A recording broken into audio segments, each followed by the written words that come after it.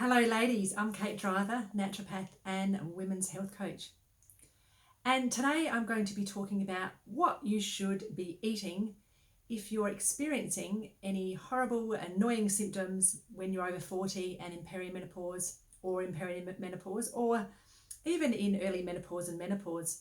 But particularly for those women that are getting the changes and they're not really sure why it's happening. You might be putting on weight around your midriff all over and getting fatigue, anxiety and overwhelm. Maybe your periods or your menstrual cycle have completely changed and you're just thinking, wow, this is really weird. I don't really remember it ever being like this. You might also be getting hot flushes and night sweats that you always expected only to happen in menopause. Maybe you're getting other symptoms that you're not really sure that are part of perimenopause or the time before menopause, which can be things like allergies and heart palpitations and bloating and digestive issues. Maybe there's some skin issues like you're getting pimples or acne or rashes like you've never had before.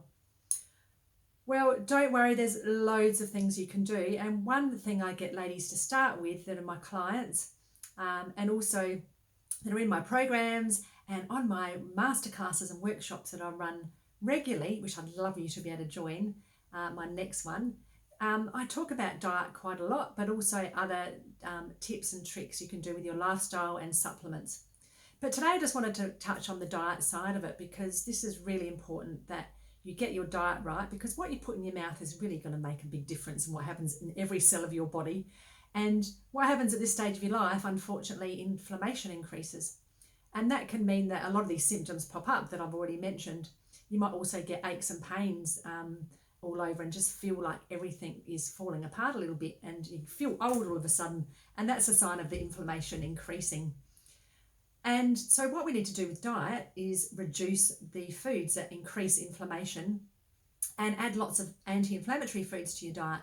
So these foods that you need to reduce or avoid are things like wheat, gluten, dairy products, sugar, processed foods, alcohol, and caffeine.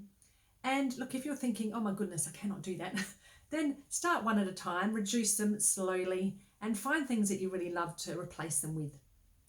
So everybody's going to be a little bit different to how much they need to do, but when you even like reduce the alcohol you're drinking from having a glass of wine every night, because you're just in the habit of doing it or to help you unwind, if you reduce it just to the weekends and just have one or two and that's it, then you'll find that there's a big difference with your health. And obviously if something like weight gain is worrying you, then that's going to make a big difference too.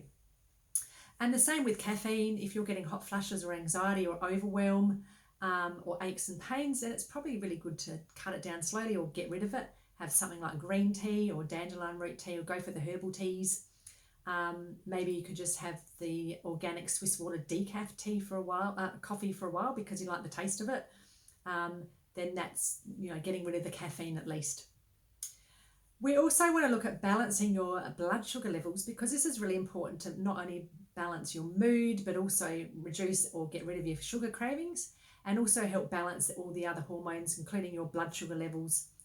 And this is really important at this stage of your life. So having protein at every meal is one of the best ways you can do this, including breakfast. And for those people that love eggs, that's great to add eggs and have perhaps eggs and vegetables for breakfast. But if you get sick of doing it or you don't eat eggs, then you can have things like nuts and seeds, coconut yogurt. You could, if you really like things like sardines or fish and you do eat those sort of things, then that can be a good source of protein in the morning. Or you could have a smoothie with lots of fruit and vegetables and nuts and seeds. So the nuts and seeds would be part of the protein and perhaps some, pea protein powder or something like that. And at every meal, if you can have perhaps like a hand size of your hand, palm size of protein. So it's going to be different for everybody. So depending on the size of your palm, if you're a smaller person, you can have a smaller palm. So that's about the amount of protein you need to have at every meal. And for those vegetarians and vegans, then make sure you have things like nuts and seeds and legumes as your forms of protein and very regularly at every meal.